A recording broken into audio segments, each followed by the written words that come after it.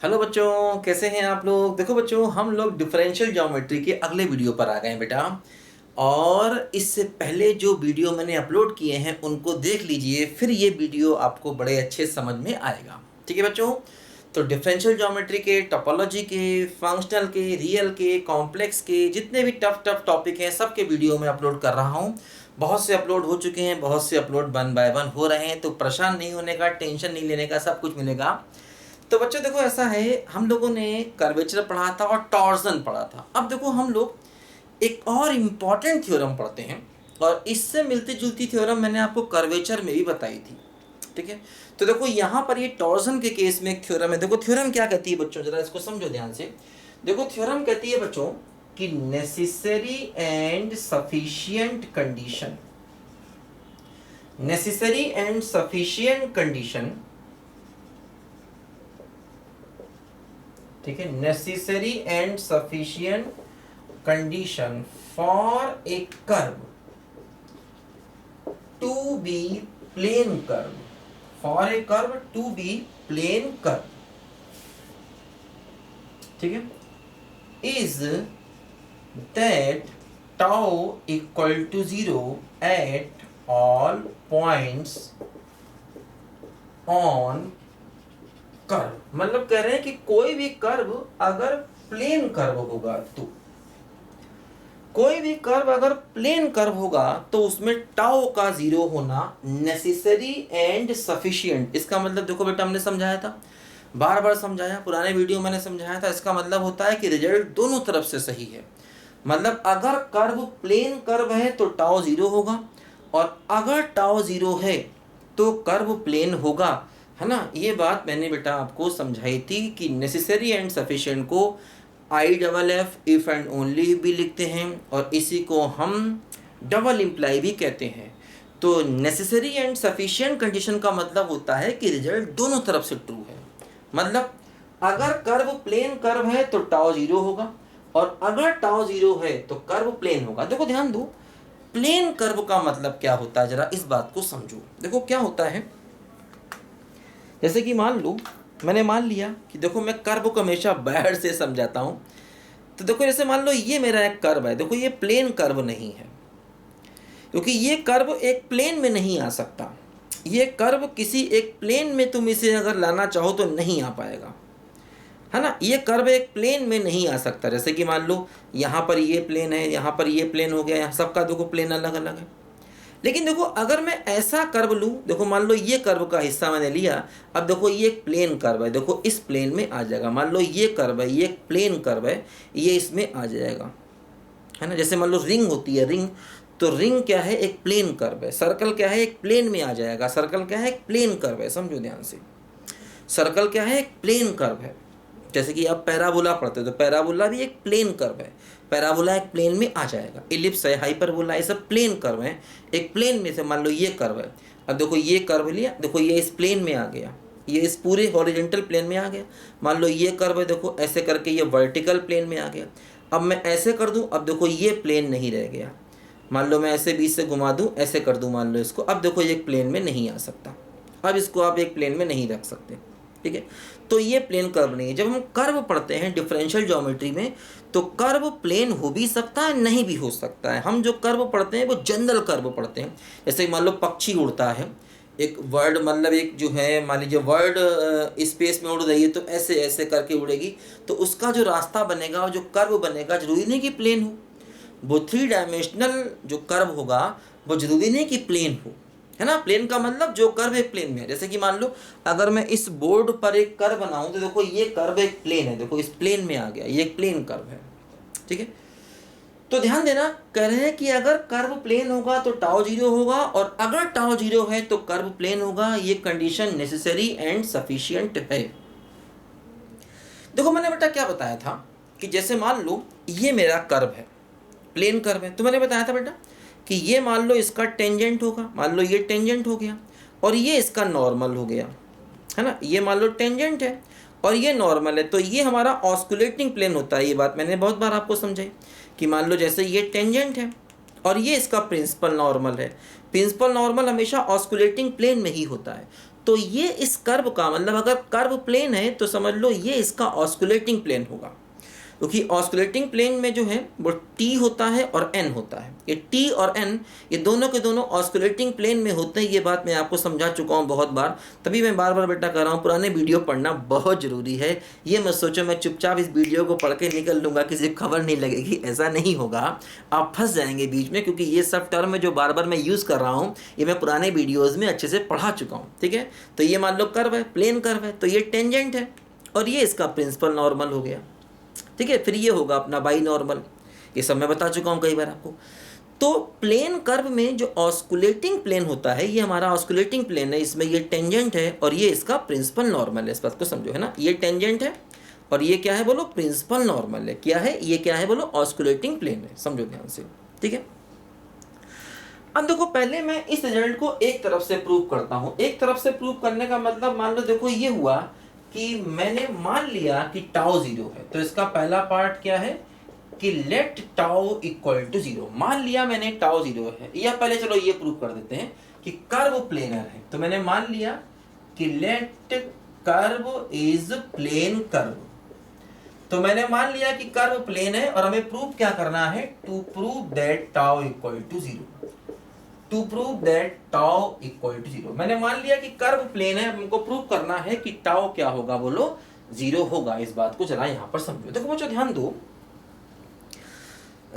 जैसे टाउ होता क्या है, टाउ होता है मॉडुलस ऑफ बी डैश, मतलब टाउ होता है modulus of dB by ds, ये हमारा टाउ होता है। हमने प्रूव किया था पिछले वीडियो में भी। देखो ध्यान दो, मान लो अगर कर्व प्लेन है, देखो जैसे मैंने मान लिया कि हमारा जो कर्व है वो एक प्लेनर कर्व है, ये हम मान के चले हैं कि कर्व प्लेनर है और प्रूव करना है कि टाउ 0 होगा। देखो समझो, मान लो ये हमारा कर्व है और मान लो ये एक प्लेनर कर्व है, मान लो ये इस प्लेन में आ गया, ऐसे मान लो ये इस प्लेन में आ गया, ये तो ये टेंजेंट हो गया, ठीक है, और ये अपना नॉर्मल हो गया, प्रिंसिपल नॉर्मल, और ये हो गया अपना बाई नॉर्मल। देखो जैसे कि कर्व अगर एक प्लेन में है तो आप किसी भी पॉइंट पर जाएंगे बाई नॉर्मल हमेशा देखो यही रहेगा, इधर आए बाई नॉर्मल ये, इधर आए बाई नॉर्मल ये, इधर आए बाई नॉर्मल ये, इधर आए बाई नॉर्मल, है ना, क्योंकि देखो ये उसका टेंजेंट होगा और ये प्रिंसिपल नॉर्मल होगा, क्योंकि ये इसका ऑस्कुलेटिंग प्लेन हो गया, है ना। ये मान लो ऐसे करके हमारा प्लेनर कर्व है ना, तो ये ऑस्कुलेटिंग प्लेन हो गया, ठीक है। जैसे कि मान लो मैं ऐसा समझे, मान लो ये हमारा प्लेनर कर्व है, ठीक है, तो क्या होगा, देखो ये जो प्लेन है बोर्ड वाला प्लेन, यही इसका ऑस्कुलेटिंग प्लेन, क्योंकि देखो ये इसका टेंजेंट होगा, टी कैप होगा, और ये इसका प्रिंसिपल नॉर्मल होगा, एन कैप होगा। तो अब ये जो बोर्ड है ना, बोर्ड व्हाइट बोर्ड जो है, ये इसका ऑस्कुलेटिंग प्लेन हो गया, क्योंकि टी और एन में ही ऑस्कुलेटिंग प्लेन होता है, यानी ऐसा प्लेन जो टी और एन से पास करे उसी को बोलते हैं ऑस्कुलेटिंग प्लेन। अब देखो जो बाई नॉर्मल हुआ वो ये हुआ, ये बाहर की तरफ, ये अंदर की तरफ। बाई नॉर्मल हमेशा जो है ना ऑस्कुलेटिंग प्लेन के परपेंडिकुलर होगा, तो बाई नॉर्मल बाहर भी हो सकता है, बाई नॉर्मल अंदर भी हो सकता है, क्योंकि ये हमारा ऑस्कुलेटिंग प्लेन है। अब अगर हम इस पॉइंट पर जाएंगे तब भी बाई नॉर्मल देखो ये बाहर की तरफ होगा, इस पॉइंट पर जाएंगे तब भी बाई नॉर्मल, क्योंकि यहाँ पर जाएंगे तो टेंजेंट ये होगा और नॉर्मल ये होगा, तो बाई नॉर्मल फिर ऐसे हो जाएगा। इस पॉइंट पर जाएंगे तो टेंजेंट ये होगा, नॉर्मल ये होगा, बाई नॉर्मल देखो फिर ये हो जाएगा। तो अगर कर्व प्लेनर है तो हर जगह बाई नॉर्मल की डायरेक्शन फिक्स है इधर की तरफ, और उसका मैग्नीट्यूड तो वैसे भी 1 होता है, बी कैप, बी कैप का मतलब उसका मैग्नीट्यूड 1 है, तभी तो हमने उसको यूनिट वेक्टर बोला है ना बच्चों।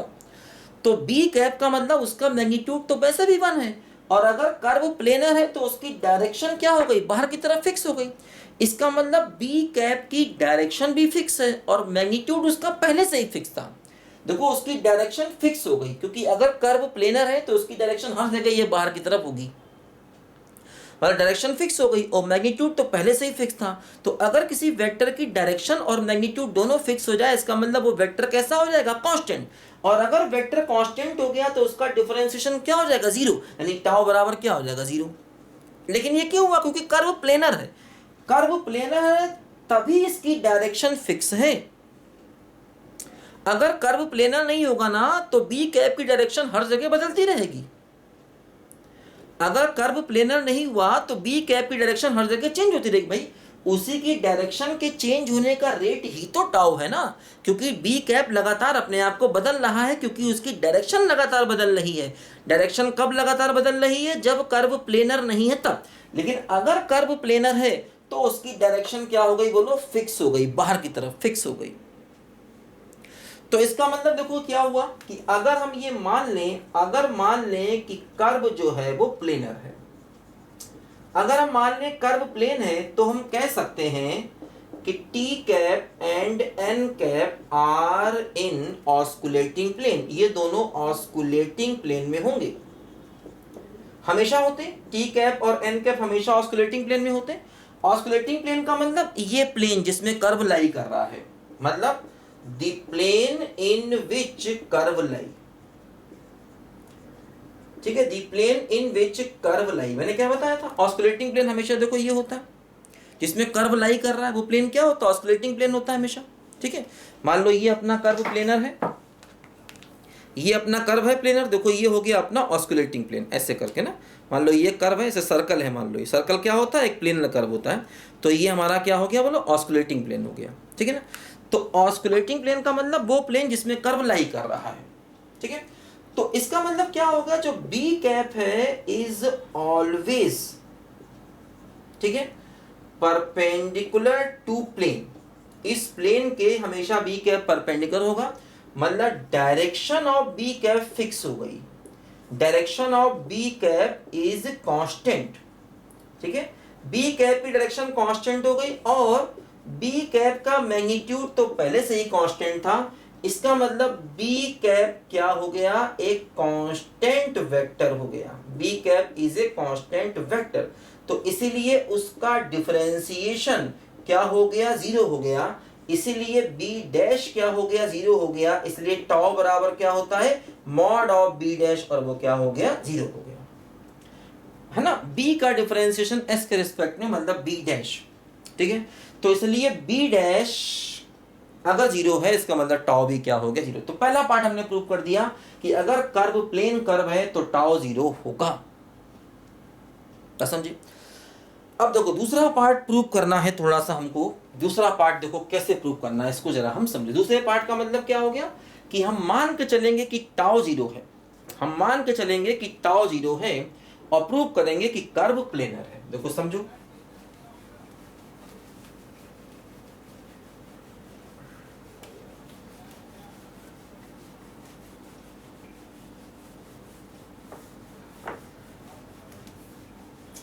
तो देखो इसी थ्योरम का जो सेकंड पार्ट है, देखो सेकंड पार्ट क्या है? सेकंड पार्ट है, मैंने मान लिया लेट टाउ बराबर जीरो। अब हम प्रूव करेंगे कि कर्व इज प्लेनर।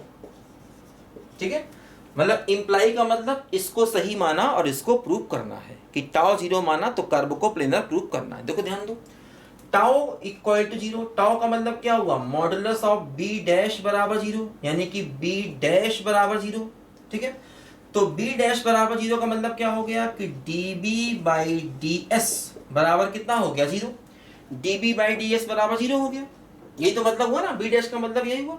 देखो अब हम बच्चों क्या करेंगे, यहां पर अपनी तरफ से देखो एक टर्म लेके चलते हैं, d by D S of r dot B. ठीक है, ये सब कुछ वेक्टर है, बार बार वेक्टर लिख नहीं रहे हैं। r भी वेक्टर है, b का मतलब b कैप, जहां भी b आएगा b का मतलब b कैप, जहां भी t आएगा t का मतलब t कैप, जहां भी स्मॉल n आएगा उसका मतलब n कैप। ध्यान दो, हमेशा ध्यान दो इस बात पे। तो अपनी तरफ से देखो, हम अपनी तरफ से बेटा हम r डॉट b लेके चले, इसका डिफरेंशिएशन करना चाहते हैं s के रिस्पेक्ट में। देखो क्या होगा, इसका डिफरेंशिएशन वही अपना क्या, पहला दूसरे का डिफरेंशिएशन और प्लस पहले का डिफरेंशिएशन इनटू दूसरा, ये हुआ। देखो ये क्या हुआ, dB बाई डी एस, और ये क्या है? जीरो है, हमने देखा अभी। तो ये वैल्यू जीरो हो गई, प्लस ये क्या हो गया? dr बाई डी एस, और ये क्या हो गया? t। dr by D S मतलब r डैश, r डैश ही तो t कैप होता है ना बच्चों भाई। t कैप का मतलब क्या होता है? r डैश, r डैश का मतलब क्या हो गया? dr by D S. तो ये t डॉट b हो गया, और हम जानते हैं t डॉट b भी जीरो होता है, क्योंकि t और b और n आपस में क्या होते हैं? Mutually perpendicular. टी और बी और एन आपस में क्या होते हैं भाई? देखो ये सब वीडियो में पढ़ा चुका हूँ बेटा पहले, इसलिए बार बार मेरी गुजारिश है कि आप लोग पुराने वीडियो को पढ़िए, पहले जरूर पढ़िए, नहीं पढ़ेंगे तो टेंशन हो जाएगी फिर ठीक है ना। तो पुराने वीडियो में सब बता चुका हूँ कि टी एन और बी आपस में परपेंडिकुलर होते हैं, तो टी डॉट बी की वैल्यू क्या होगा? 0। इसका मतलब क्या हुआ कि D by D S R dot B बराबर 0, यानी कि आर डॉट बी क्या हो गया बोलो? ये हो गया है कांस्टेंट। अच्छा एक बात समझो, ये एक्चुअली बी का मतलब क्या है? B cap. आर का मतलब आर वेक्टर, आर का मतलब आर वेक्टर, वही अपना आर वेक्टर। आर वेक्टर का मतलब कर्व की इक्वेशन वाला आर, वही आर होता है। आर बराबर क्या होता है? X I plus Y Z plus Z के, वही उसी को हम कर्व की इक्वेशन कहते हैं, ठीक है ना। देखो ध्यान दो बच्चों, क्या होता है ये कॉन्सेप्ट वेक्टर में होता है कि A dot B upon mod B, इसको कहा जाता है projection of A vector on B vector. मान लो जैसे ये मेरे पास ए वेक्टर है और मान लो मेरे पास ये बी वेक्टर है, तो इसका इस पर प्रोजेक्शन, जैसे यहां से परपेंडिकुलर ड्रॉप कर दें तो इसी को कहा जाता है प्रोजेक्शन। इसी को कहते हैं ओ एम। ओ एम का मतलब ए वेक्टर का बी वेक्टर पर प्रोजेक्शन, और उसका फार्मूला ये होता है। ये हम लोग वेक्टर में पढ़ते हैं, 11-12 क्लास में बच्चों को पढ़ाते हैं। वेक्टर में छोटा सा कॉन्सेप्ट होता है कि किसी वेक्टर का दूसरे वेक्टर पर projection, A dot B upon, इसका मैंने प्रूफ भी कराया है। अगर तुम्हें इसका प्रूफ देखना है तो वेक्टर में जाओ, क्लास 12 के वेक्टर में जाओ, वहां पर आपको डॉट प्रोडक्ट में, डॉट प्रोडक्ट मैंने पूरा अलग से प्लेलिस्ट उसका एक है, क्लास 12 के वेक्टर में जा करके डॉट प्रोडक्ट का पूरा अलग एक वीडियो है। उस वीडियो में आपको ये फॉर्मूले का प्रूफ मिल जाएगा। A dot B upon mod B, इसको कहते हैं projection of A vector on B vector. मान लो ये ए वेक्टर है, ये बी वेक्टर है, तो प्रोजेक्शन का मतलब हो गया ये लेंथ। तो इस लेंथ को कहा जाता है ए का बी पर प्रोजेक्शन। अब देखो b अपॉन मॉड b को b कैप लिख सकते हैं, तो इसी को हम a डॉट b कैप भी कह सकते हैं, क्योंकि b अपॉन मॉड b, भाई वेक्टर b अपॉन उसका मैग्नीट्यूड, ये क्या हो गया? b का यूनिट वेक्टर, तो ये हम इसको भी प्रोजेक्शन कह सकते हैं। तो देखो यहां पर वही चीज है, r डॉट b कैप हो गया, तो r डॉट b कैप क्या हो गया? r डॉट b कैप हो गया प्रोजेक्शन। बोलो ये क्या हो गया? ये हो गया projection of R vector on B cap. R vector का बी कैप पर प्रोजेक्शन। बी कैप क्या है बोलो? Binormal vector. तो समझो ये जो प्रोजेक्शन है ये क्या है? कांस्टेंट है, कांस्टेंट। ये प्रोजेक्शन क्या हो गया बोलो? कांस्टेंट हो गया। देखो समझो जरा ध्यान से, देखो समझो, देखो इसको मिटा देते हैं। अच्छा देखो, अगर हम r डॉट बी कैप की वैल्यू निकालें तो r डॉट बी कैप क्या होगा? Mod r mod B cap और कॉस थीटा, है ना भाई। a डॉट बी क्या होता है? Mod a mod b cos theta. Theta क्या हो गया? इन दोनों के बीच का एंगल। भाई a डॉट b की डेफिनेशन ना, मॉड b कैप 1 हो गया, तो क्या हो गया? Mod r cos theta. और ये क्या है बोलो? ये क्या है? कांस्टेंट है। ये क्या है बोलो? ये है कांस्टेंट, क्योंकि यही प्रोजेक्शन है और ये क्या है? कांस्टेंट। देखो क्या हो रहा है बच्चों, जरा ध्यान दो। जैसे कि मान लो मैंने बताया था कि प्लेनर कर्व है, तो ये होता है हमारा बी कैप। ये मान लो कर्व इस प्लेन में लाई कर रहा, तो ये हो गया हमारा क्या बोलो? B cap. समझो बी कैप। मान लो पॉइंट ये है और इसका पोजीशन वेक्टर मैंने आर मान लिया। आर क्या होता है? पॉइंट का पोजीशन वेक्टर, ठीक है। आर क्या होता है? उस पॉइंट का पोजीशन वेक्टर, और इस पॉइंट पर बी कैप वेक्टर ये है, ठीक है। या देखो आर कैप ऐसे भी होता है, जरूरी नहीं कि ओ इस प्लेन में हो। मान लो ओ यहां पर है, मान लो जो ओ है ना, ओ वो इस पॉइंट पर है। मान लो ये वेक्टर हमारा जो ब्लैक वाला पेन है, मान लो ये वेक्टर हमारा आर वेक्टर है, और मान लो ये हमारा बी वेक्टर है, लाल वाला। लाल वाला मान लो हमारा बी वेक्टर है और ये हमारा क्या है बोलो? आर वेक्टर है। तो सोचो ये ब्लैक वाला क्या है बोलो? Are vector. ओरिजिन यहां पर मैंने मान लिया, ये हमारा पॉइंट है ना, ये क्या है बोलो? ओरिजिन है। मान लो ये ओरिजिन है, तो ओरिजिन से जो पी की तरफ जाएंगे वो क्या होगा बोलो? आर वेक्टर होगा। तो मान लो ये हमारा आर वेक्टर है और ये मान लो हमारा क्या है बोलो? बी कैप वेक्टर है। लाल वाला क्या है बोलो? B cap vector. तो अगर हम आर वेक्टर का, अब आप समझो आर कॉस थीटा निकालना है, मान लो ये एंगल थीटा है, मान लो ये एंगल थीटा है, बोलो। तो थीटा क्या है? आर और बी के बीच का एंगल। तो मान लो ये बी है और ये आर है, तो आर और बी के बीच का एंगल यही तो हो गया ना, ये लाल और काले पेन के बीच का एंगल। तो अगर आप आर कॉस थीटा निकालोगे तो आपको बेस ही तो मिलेगा। मान लो ये देखो, ये क्या है? बेस, और ये क्या है? हाइपोटेनियस। ये एंगल थीटा है, तो कॉस थीटा क्या होता है बोलो? Base upon hypotenuse. तो देखो ये हो गया बेस, है ना, और ये क्या हो गया बोलो? हाइपोटेनियस। तो अगर आप आर कॉस थीटा निकालोगे तो आर कॉस थीटा क्या होता बोलो? आर कॉस थीटा क्या होगा? कॉस थीटा क्या होता? Base upon hypotenuse. तो आर कॉस थीटा की वैल्यू ये लेंथ आपको मिलेगी जो कि कांस्टेंट है ना, क्योंकि देखो आर का मतलब ये लेंथ, आर का मतलब ये ब्लैक वाले की लेंथ। तो आर का मतलब क्या हुआ? ब्लैक वाले की लेंथ, है ना। आर का मतलब क्या बच्चा हुआ? ब्लैक वाले पेन की लेंथ। तो ब्लैक वाले पेन की लेंथ हो गया आर, और कॉस थीटा ये। तो जब आप आर कॉस थीटा करोगे तो आपको ये डिस्टेंस मिलेगी, क्योंकि ये वाला एंगल जो बता रहा हूं मैं देखो, लाल और काले पेन के बीच का एंगल कितना है? थीटा। तो जब आप आर कॉस थीटा करोगे तो आपको ये लेंथ मिलेगी, और ये लेंथ क्या है? कांस्टेंट। तो ये लेंथ कांस्टेंट तभी है जब ये कैसा वेक्टर है बोलो? प्लेनर है। क्योंकि अगर ये वेक्टर प्लेनर नहीं होगा तो ये बी कैप लगातार बदलता रहेगा, और अगर बी कैप लगातार बदलता रहेगा तो इसका मतलब ये वैल्यू कांस्टेंट हो नहीं सकती। तो इसके कांस्टेंट होने का मतलब ही क्या हो गया कि हमारा जो कर्व हो गया वो क्या हो गया? प्लेनर हो गया।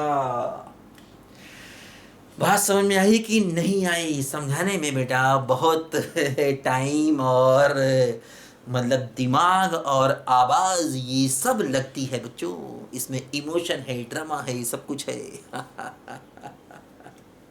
ठीक है ना। तो इस तरीके से हमने इस थ्योरम को प्रूव किया। बहुत ही गर्मा गर्म मसालेदार जायकेदार थ्योरम बेटा आपने पढ़ी है। तो बच्चों इस वीडियो में इतना ही। अगले वीडियो में हम लोग फिर मिलेंगे और कुछ और इम्पोर्टेंट कॉन्सेप्ट देखेंगे। तब तक के लिए बाय बाय।